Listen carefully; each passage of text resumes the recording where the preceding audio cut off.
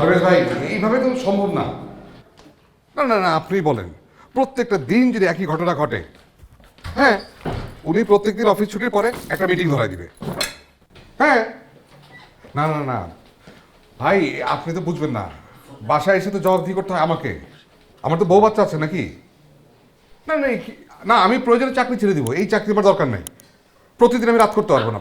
হ্যাঁ, নম্বরটি এই মুহূর্তে বন্ধ আছে। আপনার কাঙ্ক্ষিত গ্রাহককে ভয়েস এসএমএস পাঠাতে চান। এগুলা করে কোনো লাভ আছে? তাহলে কেন করো? না ওই যে রাত হয়ে গেল তো আবার তুমি রেগে যাও। রেগে যাবো না মানে? সারাদিন অফিসে থাকবা, রাত হয়ে গেলে রাখবো না?